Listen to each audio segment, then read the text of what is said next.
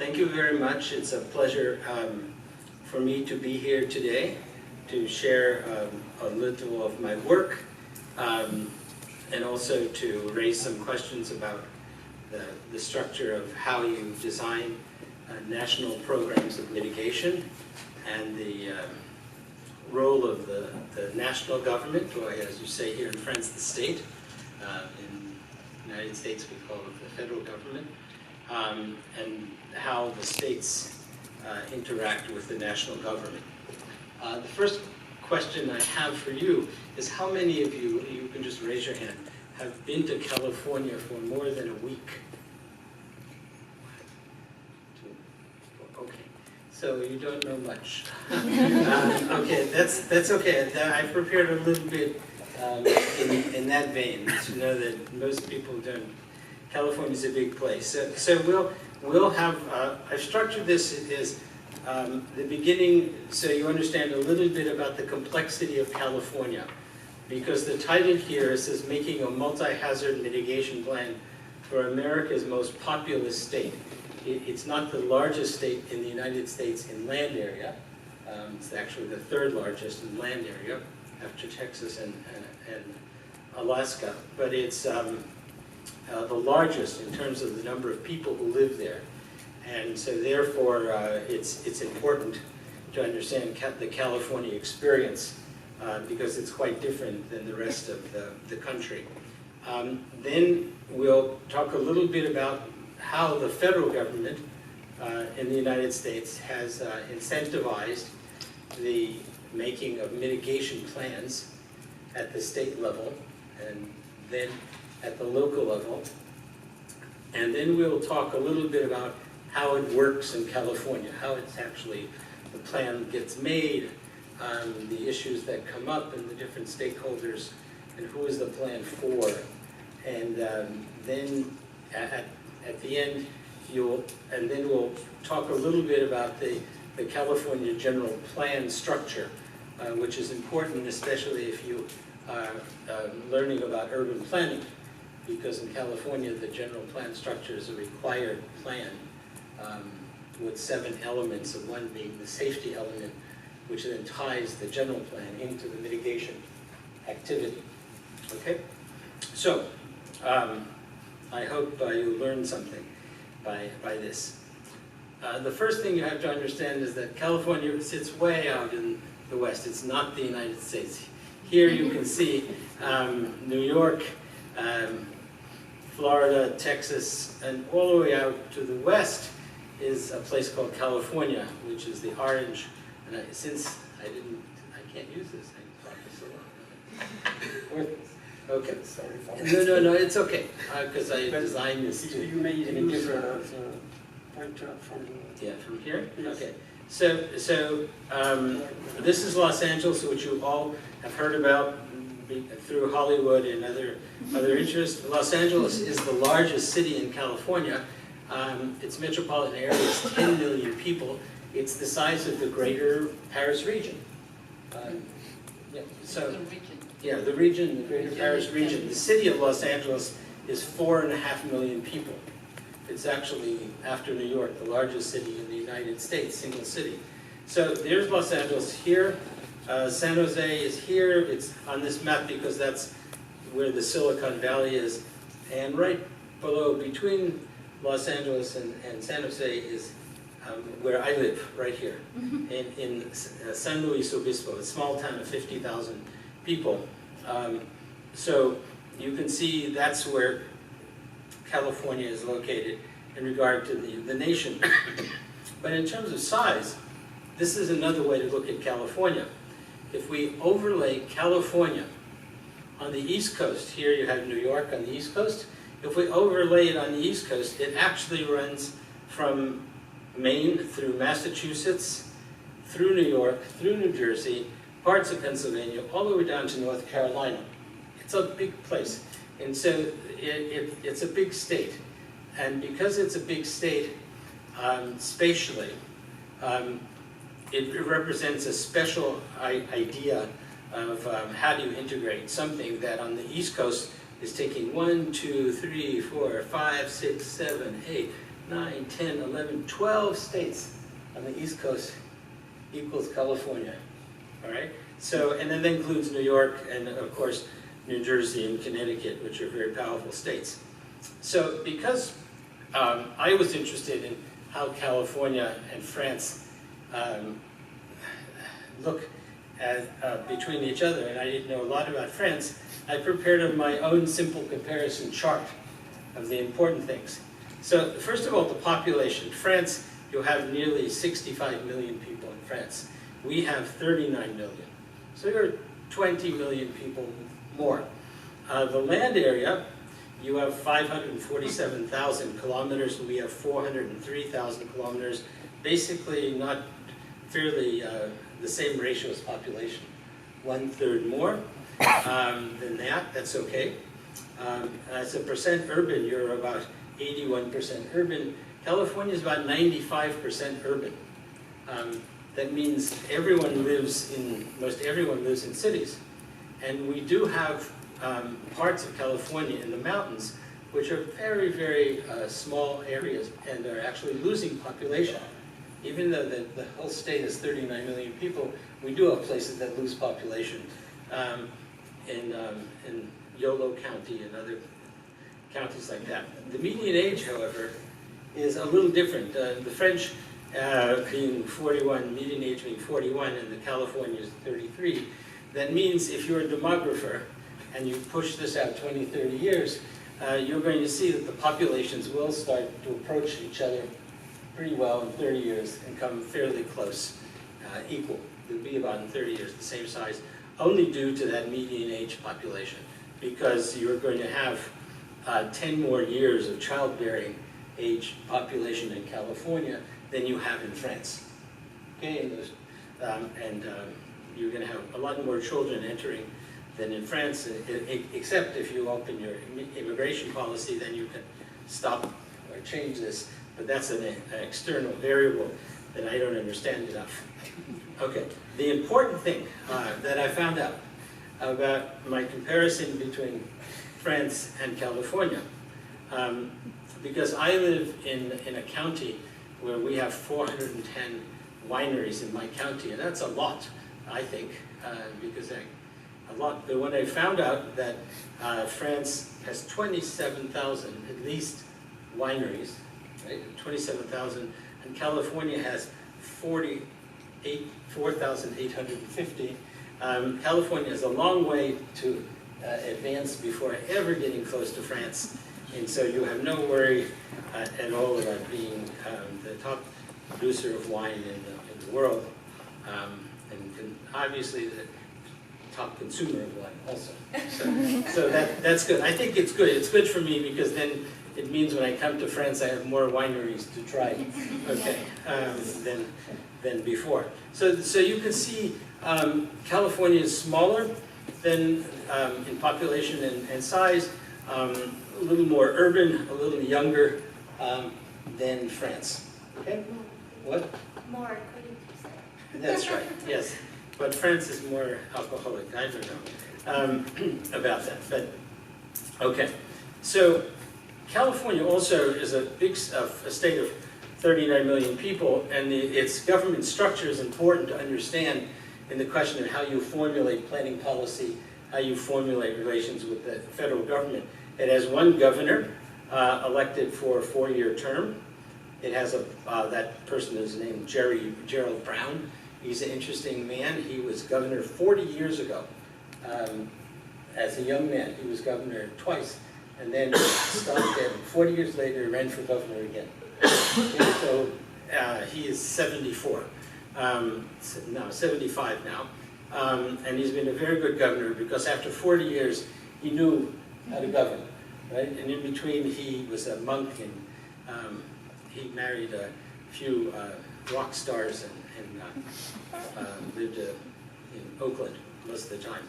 Okay, so we have one governor, a bicameral legislature with a lower one, an assembly, and then a state senate, bicameral.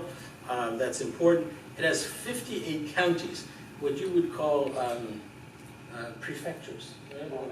No? It's a bit smaller than A little bit smaller than a prefecture, but 58 is not a lot, but when you think about having 39 million people, 58 is not too many. Okay. The county of Los Angeles has 10 million people. The smallest county in California only has about 70,000 people, or 100,000 people. So there you can see that.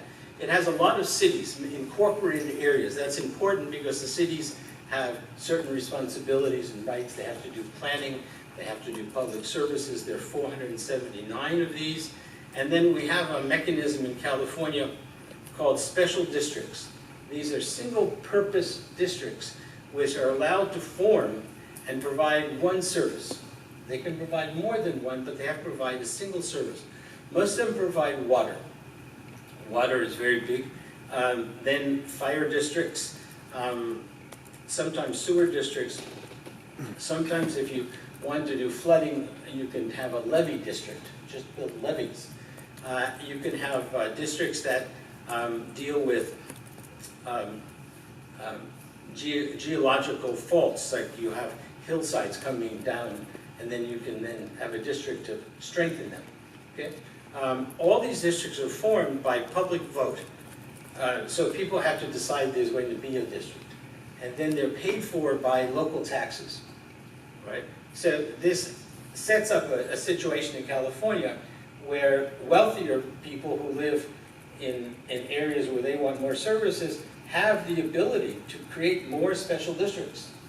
Their roads are better, their sewers are better, everything is better. But, so you might say, well, that's not fair, but you really realize that they're paying directly for those services, and they're not taking them away from anyone else. So there isn't a fight for those services that goes on. But there's a lot of these districts. So you have the legislature, the counties, the cities, and the special districts. So it's a complicated set of government units in California, not just one, it's not unitary. The other thing is that when there's three ways in which policy, when you say, okay, how do we get things done? How do we decide what to do? Do you go to the state legislature and ask it done? You can have policy developed as legislation. You pass a law, state law, directly. And that's done all the time. The governor can have an executive order. And that executive order, he can say that a certain department, the Water Resources Department, is going to then work more on the Roseville Dam project. It's the largest single dam in the United States in terms of height, 270 meters high. So that would be, so it won't fall apart. So you can make those direct orders. That's important.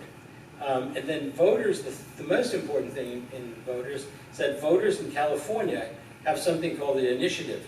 If the people who they elect as the legislature doesn't do their job, if the governor isn't doing his job, the people can put on the ballot things they want to happen. They can pass laws. They can fund laws. They can fund projects. And these are called the initiative. It's an important feature. Every state in the United States does not have the initiative. It's a particular something that's in the California Constitution that makes it different. And some of these initiatives are very big. For example, 12 years ago, 14 years ago, they passed a $6 billion water initiative to fund flooding and water projects in California for the Department of Water Resources to spend by itself. So they basically appropriated money through a ballot of the state and gave it to this department to proceed. That's a lot of power in the people's hands when they do this. These are happens every election. We have initiatives in California. So any of these things, the governors, the legislation, the governor's executive acts, or the people's acts, can create public policy in California and even the way to pay for it. Okay? So without the federal government doing anything, they don't even have to ask the federal government.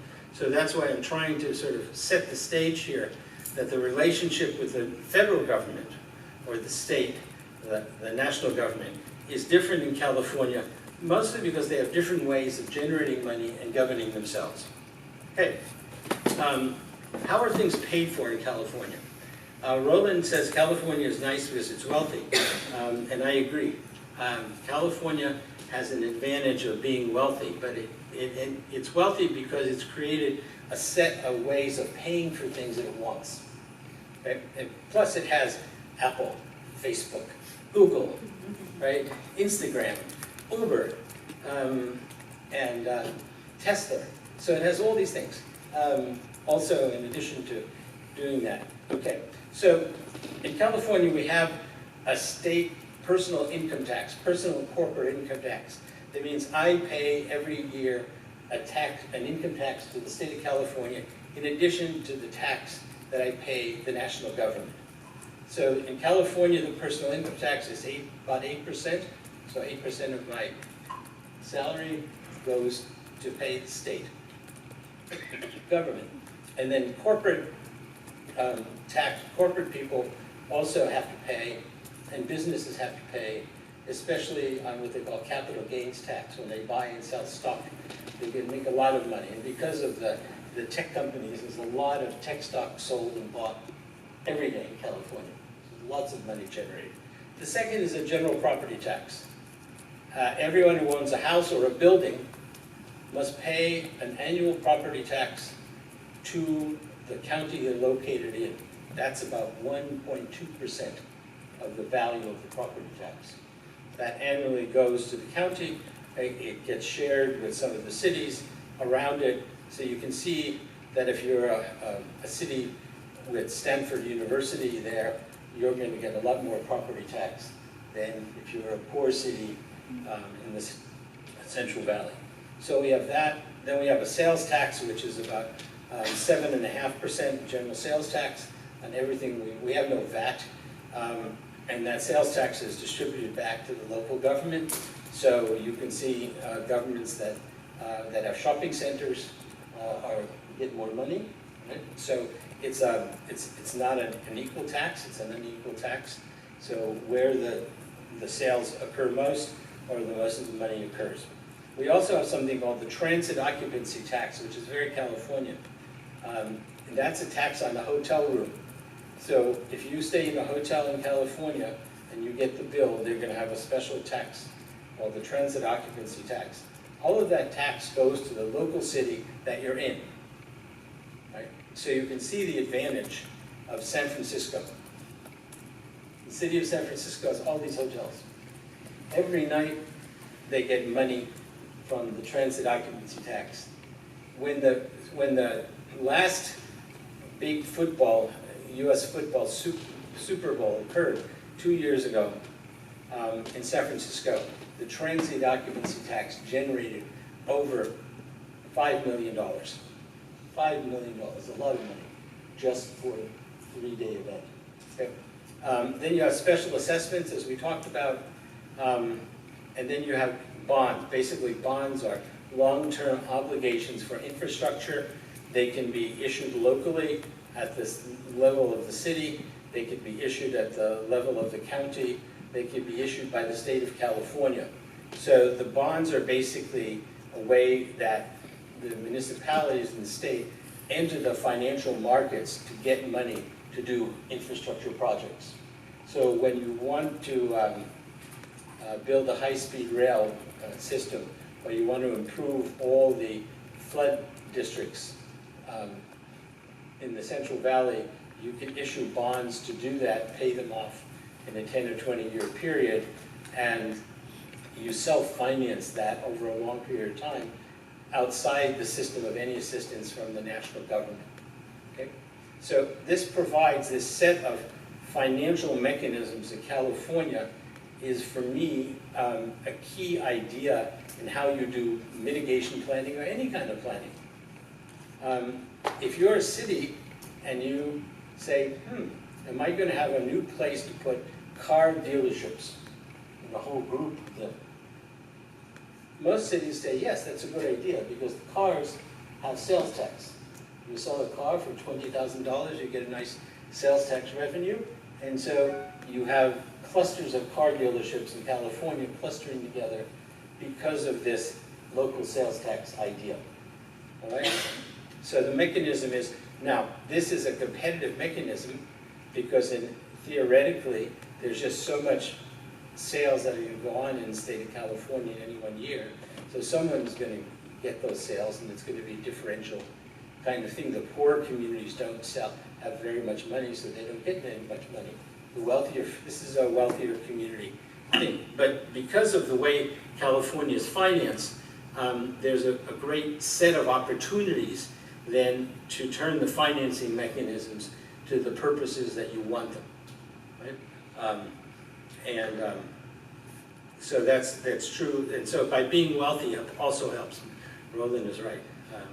If you're in the state of Mississippi and I show you all of these things, the state of Mississippi is a poor per capita income state, and so that doesn't matter what they do, they're never going to generate much money. Here in California, the median household income in California last year was about $56,000 a year. You can generate a lot of money with 39 million people, and that kind of thing going on. Okay. The original topic is called, that I came to speak about, is called the Multihazard Mitigation Plan. This is the state of California 2003 plan. I wrote this plan for the governor of California at the time, who's still the governor, Gerald Brown. I'm working on the 2018 plan now. I've done 2 other plans like this. And the reason we call it multi-hazard is that California has a lot of different kinds of hazards. And the more hazards we can examine and address and mitigate, the less, hopefully, people will suffer when a big disaster occurs. Okay? But also, we'll find out that this plan has an alternative purpose, and the purpose is really to get itself insured. It's a risk transfer mechanism. That's why Roland asked me to do this, because he said, risk transfer, I like that idea. Okay, so what is a multi-hazard mitigation plan? And so in preparing my talk to you today, I realized that the plan could be a lot of things. It doesn't have to be a single thing, which is a good thing for an urban planning student to understand, that when you make a plan, the plan can serve many purposes. And that's called co-benefit planning. It's when you have co-benefits, more than one benefit occurring from the action. So a multi-hazard mitigation plan could be just a method for organizing natural and man-made risk information that can be shared with many stakeholders. The plan simply could say, look, we need more information on seismic hazards, on flooding, certainly on climate change, right? And we need science to do that. And so we're going to do the plan to gather information. That's a legitimate purpose. It could be a requirement to obtain national or federal funds in time of a large-scale disaster event. Because when you have a large-scale disaster, which means a catastrophic level disaster, by definition in the United States, it means a disaster in which the state itself, California, Louisiana, Texas, does not have appropriate resources to respond to the requirement of that disaster by itself. Okay, that's a catastrophic disaster. It goes beyond the state level capacity. Some states, like as we saw in Louisiana in Hurricane Katrina, the state had very little capacity, nearly none, to do anything, and that's why so much federal money had to come in. Okay, then it also could be a procedure to establish goals and objectives that multiple stakeholders can contribute.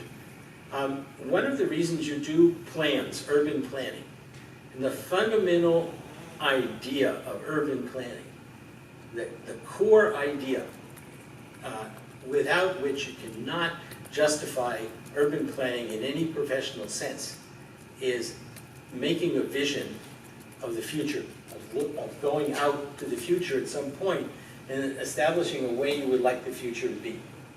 Okay?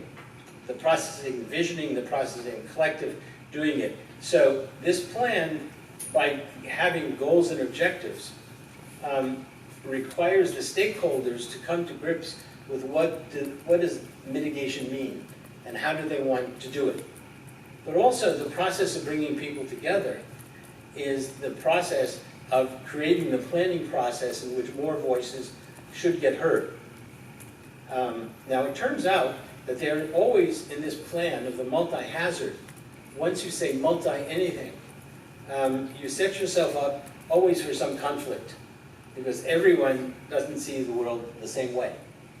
And in California, that's true, because we have some California state agencies that they see the world one way, and another state agency sees the world the second way.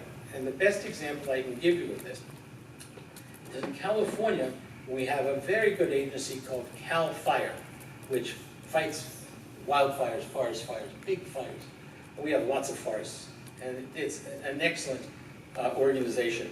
And their mission, one of their missions in lowering the fire risk is really to clean up the fuel problem. And part of all fire risk is having too much fuel. That means too much brush, too much wood, too many dry trees, too many dead trees. When you drop the level of fuel, you will always lower the amount of wildfires. So CAL FIRE likes to go and clean up all the fuel that it sees, dry brush and things like that. We have another state agency called the California Coastal Commission. This is 30 years old. It's primary, it was put in by a People's Initiative, and it controls the single agency in California that controls the entire California coast, 5,000 kilometers, a little less than 5,000 kilometers, from the mean high tide line to 1,000 meters inland. So they control all this, and their goal is really to preserve the coast. So they're a preservation, conservationist, environmental agency. Has an even second category called an enhanced plan, which is, it says if you have the management capacity to use federal funds properly and you get approved by FEMA, you even get more money in the case of a big disaster. So the team that I work on for the state of California to make the plan, our only eye is on the enhanced plan. We're going to make the standard plan cut off all the time, because California does enough to make anybody's standard. But it's the enhanced that we want, because we want this extra parametric money. So if you ask, is there an incentive? I can say, yes, there is. But remember, this is an incentive for money that you don't want to get.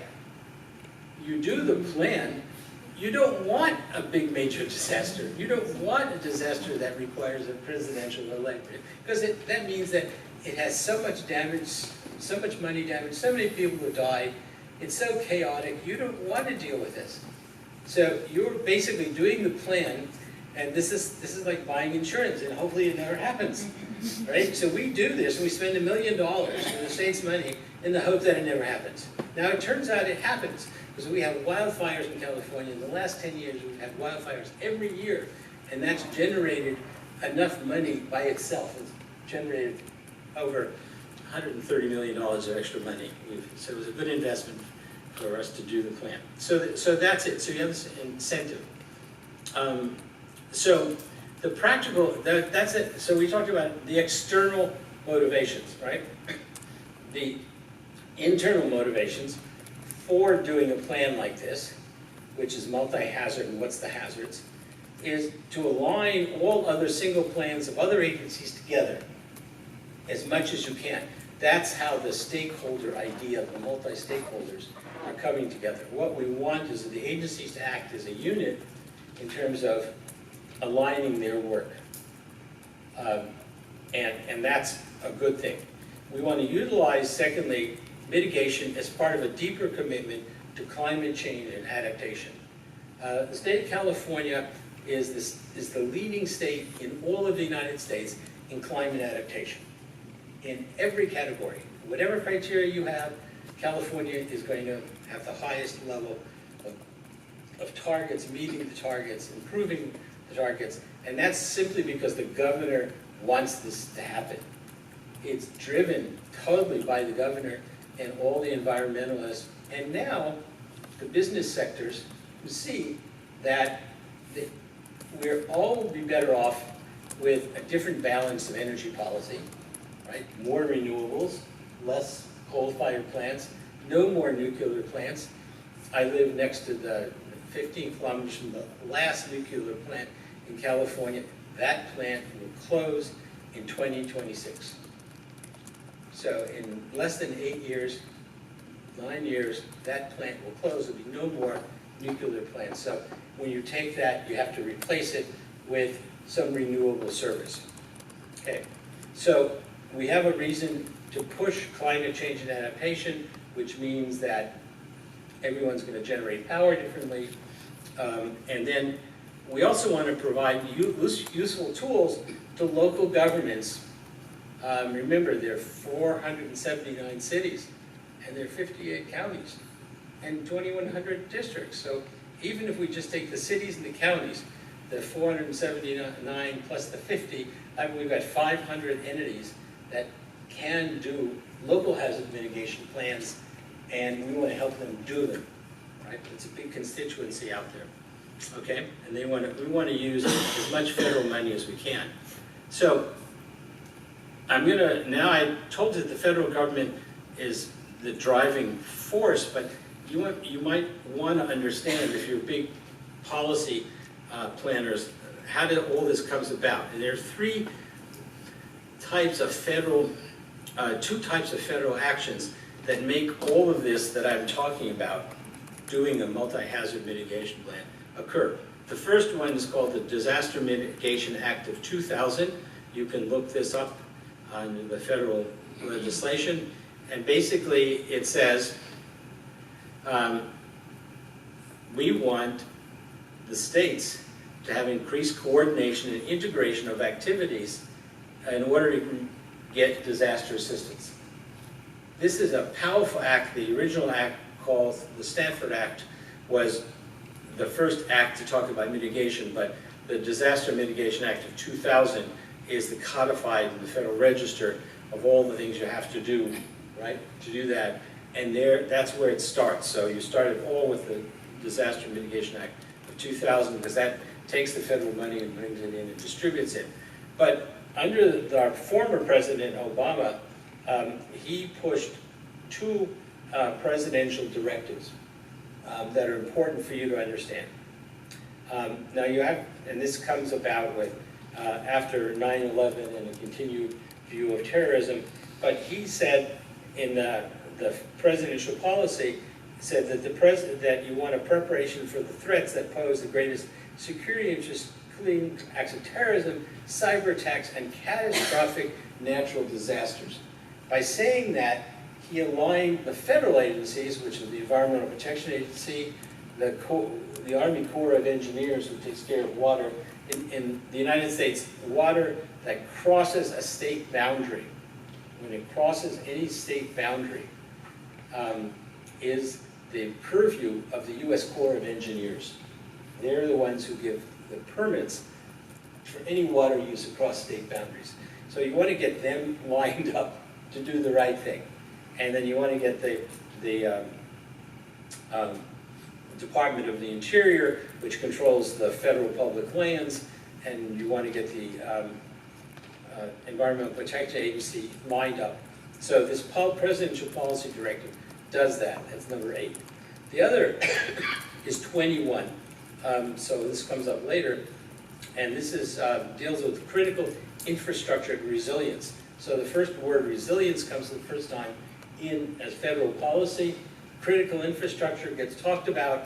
That's dams, airports, big highways, big roads, which means big money, right? So that critical infrastructure says you have to then make sure that critical infrastructure is addressed, and that the risk of the loss of critical infrastructure is addressed by the federal agencies involved and the operators of critical infrastructure.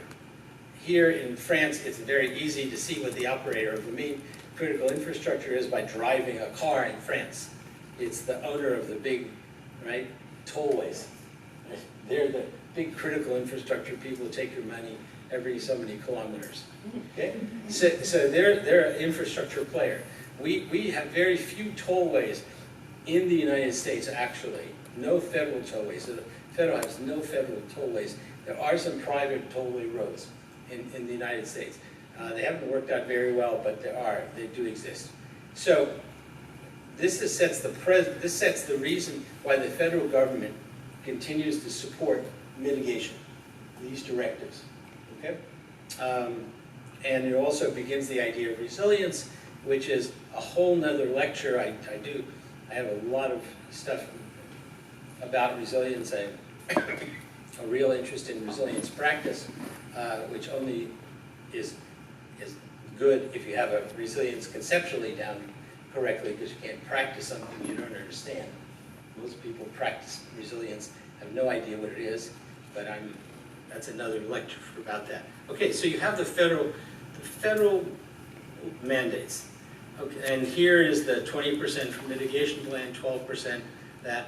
Also, the federal government gives out a little money every year to promote 3 federal programs, the Hazard Mitigation Grant Program, Flood Mitigation Assistance, and Pre-Disaster Mitigation.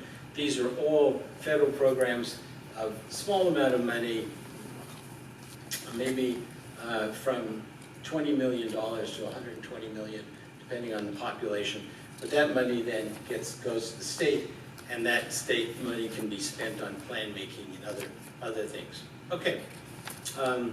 Now, the federal government, in having these plans, it's interesting because the federal government doesn't tell a state. This is the most amazing part of my story. The federal government doesn't tell the state what to do exactly. There isn't a list. You would think, aha, you would open up your big manual and say, you have to do this in this way, that way. It doesn't do that. It doesn't do that. It just says that there should be plans and regulations related to mitigation. There should be some looking at the structure and infrastructure that you have. There should be something discussed about natural systems protection, and there should be education and awareness. And the reason the federal government has these broad categories and these broad regulations is that in the United States, we have 50 different states, and every state has a different capacity. If you wrote a set of regulations that were very, very technically requiring a lot of technical information, expertise, and a lot of time and money collecting the information, half the states in the United States would not do it. They would just stop doing it. They would just give up the parametric idea, stop, because it would just be too costly. So what they do is they write what they want in broad terms that allows then for interpretation how each state is going to do that. So now we get to this idea of the guiding principles for the state plans. And you can see where stakeholders, people get in. That the first guiding principle that the Federal Emergency Management Agency says for doing state-level mitigation plans is to foster cooperative relationships. That means that they understand that in different states, different, what you would call ministries here, or different state agencies fight with each other.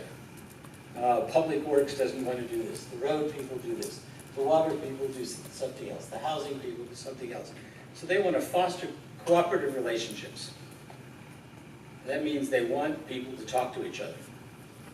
And talking to each other turns out to be a very good thing to do. Because once people talk to each other, they find out common interests. And once they have the common interests, they then can go along and assume that there are goals that they can support and work that they could do. The second thing that FEMA wants is an emphasis on the planning process. They want to know that you've brought together stakeholders. They want to know that how the goals and objectives were developed. They want to know who is in charge of doing this. So they're pushing planning processes, which if you're a planning student here at the University of Paris East, you've learned already, right? Because you've been told by your professors that there is a process that goes on. Then they want to focus on reducing risks. This is not eliminating risks, reducing risks, because all mitigation is the same, has the same final result. All mitigation doesn't say there will be no risk. Mitigation says that you're going to do things that reduce risk because you just don't have enough information to say that you could have a risk to zero. This is why the debate on the numbers of the climate adaptation numbers gets so hazy. I mean, when you go out 100 years, the IPCC numbers, you say, does that mean nothing's going to happen? That means you're sure? No one's sure, right? We can just focus on reducing risk. Now, the focus on reducing risk generally is enough because this helps people talk. So when you talk about cooperative relationships, if you talk to people about how we're all going to reduce fire risk, people can actually talk about that, all right? I'm not going to have any trees or bushes next to my house within 25 meters of my house. I'm going to just make sure that no bushes are there, and that lowers the fuel risk. That's what this CAL FIRE wants. So that's something you can talk about to do that. And you want to improve mitigation capabilities.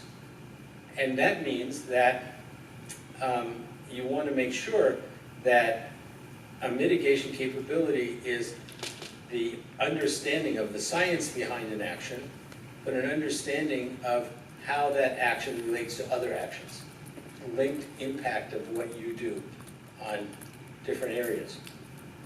So we find that if you tell people, if they understand the risk better, people will then take better mitigation capabilities over time. In California, you can write this down, my favorite local city of improving mitigation capabilities. I have two local cities that I love a lot. One is Berkeley,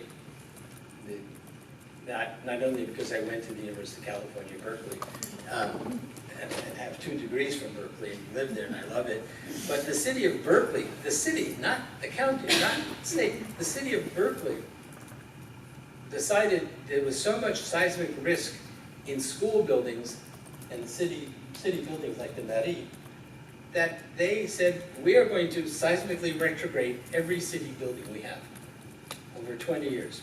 And they voted, the people who live in Berkeley, the property owners voted bonds, and they spent over a 20-year period $166 million of their own money, not state's money, not the federal government's money, their own money, to basically reduce seismic risk to near zero.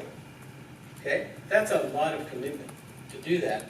Now, Berkeley people aren't the wealthiest in California, they're not the poorest, but they saw this as a worthwhile investment because it was a community with lots of children, and mothers who said, I don't want my child to go to a building which is going to collapse, so I'm voting yes. Right?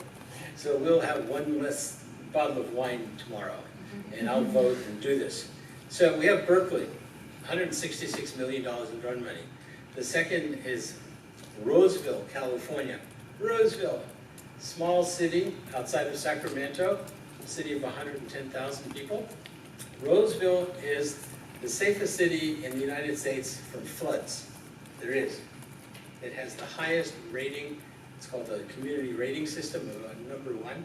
And Roseville eliminated all the flooding areas and all the houses over a 15-year period, right, after they had an incident that a train came through Roseville that had chemicals in it, and the train blew up. And so the event that made them think about mitigation was not that they were flooding every year, it's that the train blew up, and with chemicals, and they thought, wow, everyone could have died, right? Everyone could have died. So we are going to then make ourselves safer. So Roseville took 15 years to basically create a flood program that slowly changed flooding, bought houses, moved people, and continually improved itself and it improved the mitigation capabilities. I'm telling you these local level examples because I think that's part of the California story. It's not that some government has decided to do this. It's all levels of government make decisions and pay their money. Okay. All right. Okay, so California uses a multi-hazard approach. What is that? Okay. It says that we've divided in the plan major hazard groups, which are seismic, flood, and wildfire. And these are based on the largest losses of life and property historically. We have lots of records to that. And then we have a minor hazard group. It includes cyber, drought, man-made, marine, pandemic, pests, insects, all these other things, because we have in California 12 ports actually in California, and every one of those ports is a place to bring strange animals in from Asia on the hull of the ships. And so that there's a special group in the state of California government who does nothing but inspect the hulls of ships to make sure that these little animals don't come in, okay? So we have these two things. Now by doing these major groups and minor groups, it allows us to focus on the major mitigation threats. And then we now have new tools to integrate climate change and adaptation into this, what we call multi-sectorial level, because the governor is so much for this, is funding this a lot. Okay. Do we have a lot of earthquakes? Why is earthquakes one of the things? This is a map of California. It shows historically a bunch of earthquakes, a lot of earthquakes in a lot of different years. We have lots of data on this because we have a special agency that does nothing but create these kind of maps. This is a special agency of California that does nothing but create earthquake shake maps. And they do this continuously, and they adjust these. The big red areas are the highest shaking level possible given an earthquake of a certain level. Okay? Unfortunately, this is where all the people live, because it includes Los Angeles, Long Beach, San Bernardino, San Francisco Bay Area, all the way up the northern coast. But it includes where most heavily populated parts of California. So we're not that smart because most of the people in California live in places where the highest earthquake shaking is going to happen, and we all know this, right? And every year we pay for the science that tells us this. So that's why it's one of the major, we have lots of maps like this. Okay. Now, this is maps of floods. Oops, let me get back to floods, I'm sorry. We have floods and wildfires. The interesting things about floods in California is that most of the floods occur in what we call the Central Valley of California. And that's because the mountains are right on the eastern part of the valley, and then the valley is where all the agriculture is grown, and then there's a set of foothills that keep the valley from the coast. So you can see very clearly where the floods are in the 100-year floodplain zones. It doesn't mean it doesn't flood in San Bernardino, other places it does, but this is where the floods are. But they're also flooding along the San Francisco Bay. We know a lot of this. What you see here is the 100-year floodplain level, the 200-year floodplain level, and some of the 500-year floodplain level. We don't like the 100-year floodplain level generally anymore in California as a technical standard. We think it's no good. It says nothing at all. So the 200-year standard is now starting to come in, where if you push people, the climate change advocates, more, they push for 500-year events planning. So we have the progressives at the 500-year event planning, most of the technical engineering people at the 200-year planning, and then everyone else who uses the 100-year FEMA floodplain maps because they're free.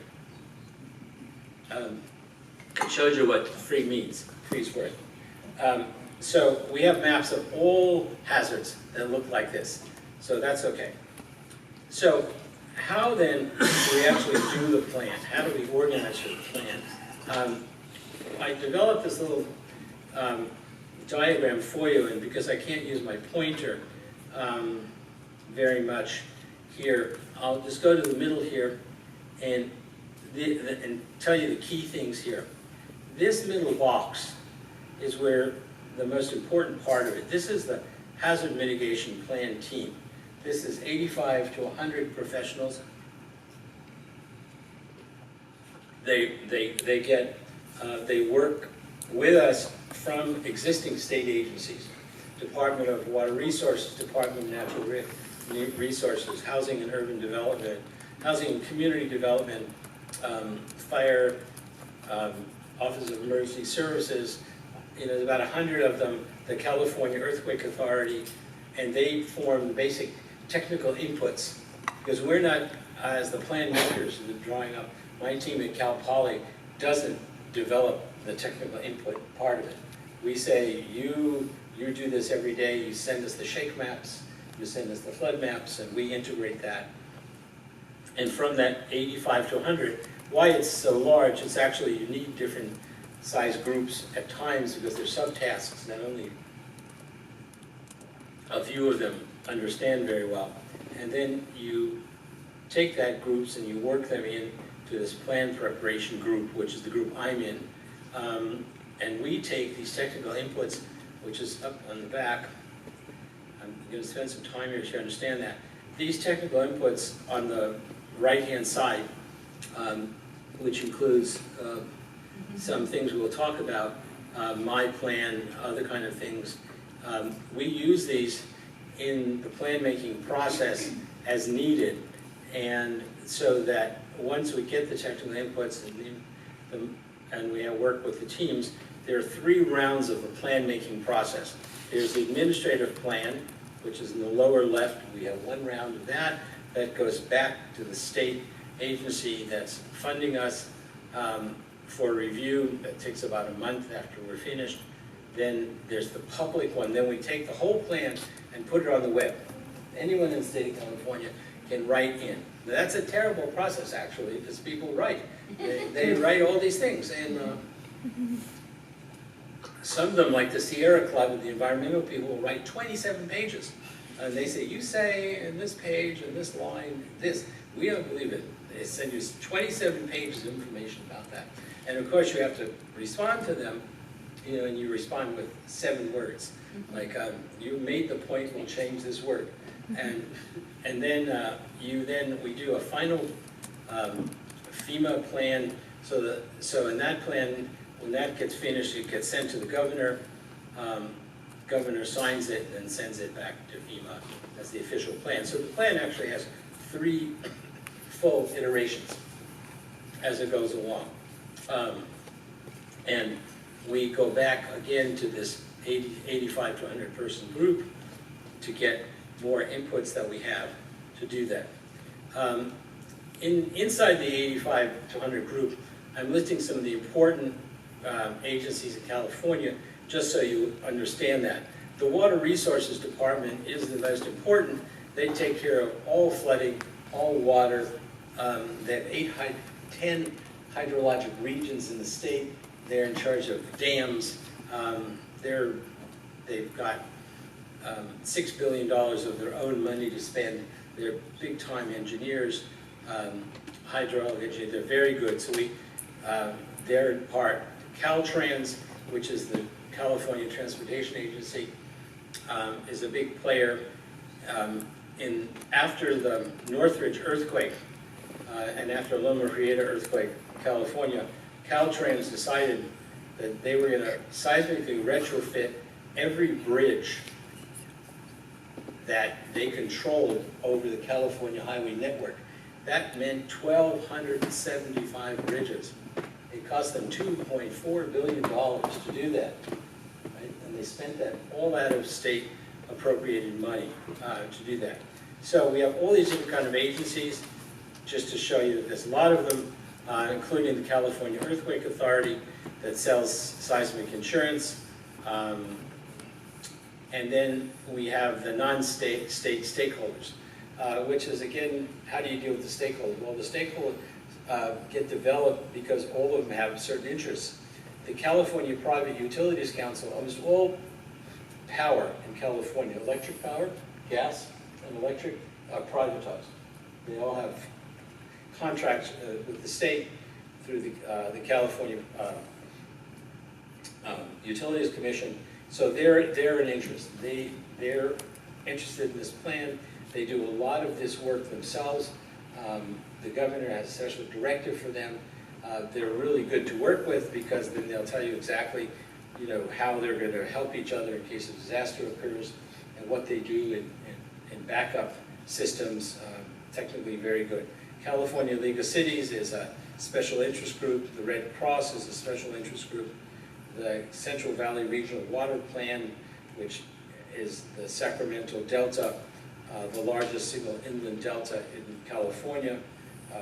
Actually, if you go up into San Francisco Bay, you can take an Asian ocean-going liner ship and float it all the way into Sacramento, Stockton, 90 miles up from the bay. The channel is that deep. And then you have private consulting companies all looking to make some money doing something. I said that they're always around.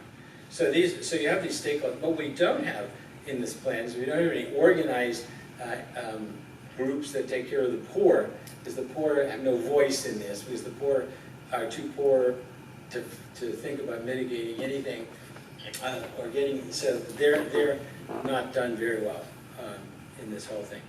Okay, floods are taken care of by the state water plan. I put this in mostly because Roland and because of Flora, and just to let you know that in California, 7 million people live in a floodplain. Cost. So we now have these different tools. They're all web-based. CalAdapt is a web-based climate tool, and in CalAdapt, here's an example of CalAdapt. On temperature, you can go on the web and put in your local address and click a few options, and it'll give you the entire climate adaptation change scenarios for where you are. So it doesn't matter anymore. It says there's so much, I can't buy the science. All the science is there. You can get it, and it's free, and you can get it through that way.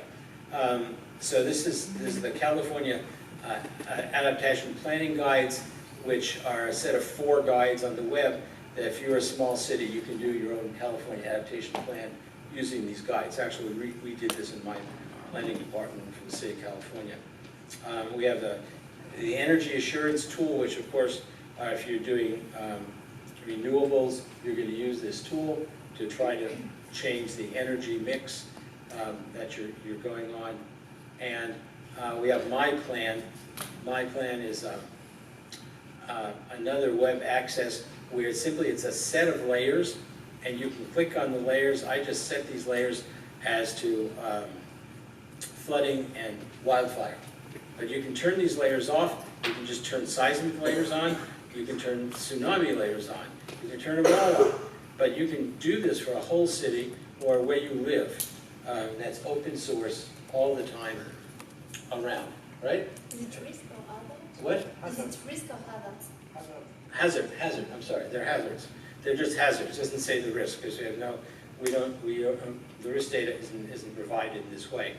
These are basically all information generated by state agencies, which then continually flow into the central unit, and the central unit then puts them up on this web server. Okay? This was a big innovation for us. We did this, we started this about 7 years ago. But it allows anyone then, because you can push this down right to your street address, to your house, to see what you're doing in terms of hazards. So you have the CalAdapt, More Plan, My Hazards, My Plan. So what we've done by doing these tools is to try to push, remember we talked about the whole idea of making people communicate with each other as a prime directive? Well, we cannot do My Plan or My Hazards or CalAdapt without the state agencies cooperating and providing the data set layers. So they have to be cooperative. No one tells them to do it. They decided it's a good thing to do because first of all, they're always saying that they want to distribute the information they have, but don't have an easy way. So we made the way. We made them. They have a technical council that we established as part of the planning process. That technical council talks about all these issues of putting the data out there, and the distributed tools hopefully push the stakeholder groups to be larger. But we think that's a big advantage. Okay. In California, the next piece is that this is California. This is a good graphic of California. You can see Hollywood down there. You see the hills and the freeways. In California, because it's a big state, 58 counties, we have a requirement for every city and every county to make a general plan, like a plan director. You say that? We so say that. Okay, plan director, or a general plan. In California, it's part of the state law. So the state law has 7 plan elements. You can have more, but these elements must be made as part of your local plan. Land use, circulation, housing, conservation, noise, open space, and safety. And it's the safety that is the most interesting for this discussion today, because in the safety plan, it says, asks you, what are your hazards, where are they located, what are you going to do about them? And so the safety element says you're supposed to reduce the potential risk of death, injuries, property damage, economic, social dislocation resulting from fires, floods, earthquakes, landslides, and other hazards. So it forces you, the planner, or the planner in any city, to say in the safety element something about all these things. You cannot not do this, because the plan requires concurrency. It requires that every element be linked to the whole plan. And the safety element must identify hazards and hazard mitigation provisions to guide local land use planning. So if you have a big floodplain and you're going to allow houses in the floodplain, you must say something in the document that in this floodplain, all the houses must be raised 1.5 meters above the mean flood, 100 flood line. So you must say that in there. So that then gets adjusted into the zoning document. So this is all raised to that level. And you can do this through the safety element linked to the zoning code and building code and do that. That's why the safety element, which is revised now, and I thought it would be finished by now, it would be issued, is also now going to require everyone to do climate adaptation planning in that element. So it's building right into that. That will be out maybe in 2 months or before. I thought it would be out already, but this is where the climate adaptation is going to occur in the general plan. This will push climate adaptation throughout California to do this. Okay. Now, we have said integration as a plan-making tool. This is, we have an important idea that integration is the way you make a multi-hazard plan, because it's the only way to get multiple stakeholders with different interests together and to invite participation on common goals. And so integration becomes actually one of our goals. These are just more, so we start with integration, we invite participation in the goals and objective process, and we collect information as we go along, and we push integration. These are just more, this one could have gone in the beginning, but after what I told you is important to understand that this is the population distribution and density in California. It's a little skewed, but you can see in the darkest areas are all down here along the coast. It's all along the coast. This is Los Angeles, San Bernardino, Orange County, San Diego. San Diego's almost 2 million people now. This is San Francisco Bay, and this is Sacramento. The rest of California is hardly any people. Right? Empty place. That's an important idea. These are state-owned buildings. We do this simply because we want to know if the state-owned buildings are in hazard zones. A lot of them are, but the state doesn't care. Okay, all right. So these are the main goals. So we have this plan, and what are our 4 goals? Our 4 goals for the plan are reducing loss of life and injuries. That's the number 1. It's people, minimizing damages and service interruptions. That's property and business continuity. Protecting the environment. That's everything having to do with environmental. California has the most stringent environmental laws in all of the United States, called the California Environmental Quality Act. So protecting the environment is important. And then promoting community resilience through integration and hazard mitigation with public policy and standard business practices. That's probably going to change number 4 because it's too long of a goal, but the goal writing committee can't make it any shorter right now. They just love to add words. So, but the idea, the big idea here is integration and community resilience. These community resilience will be new in a new plan. We've never had that before. We don't know what it means, but the state people love that phrase, and we'll work that through. Okay, these are all the plans that operating state agencies have of their own. There's a fire plan, a water plan, Office of Planning and Research, a governor's office, and Office of Emergency Services that organizes cyber threats. Cyber threats turned out to be a big deal, totally big deal, with the Department of Technology and the military department. Okay, this is, we've made now some new work on social vulnerability, and we match then, so we have a social vulnerability index. And we make the index, this is a matter of integration. We have a small team that works on 6 variables that make the index. And that team works about 6 months creating the index and weighting the index. Weighting it up and how, and they, how they're gonna look at health and poverty and housing income and things. And they create the index and they use a, once the index is created, we use a special data set that is 30 by 30 meters. It's a vector-based, a raster-based system. So we use a data set that has a 30 by 30 meter square. A 30, I think it's 30 by, yeah, 30 by, maybe 30 by 30 meters. Not 30, yeah, 30 by 30, no. I have somewhere around there.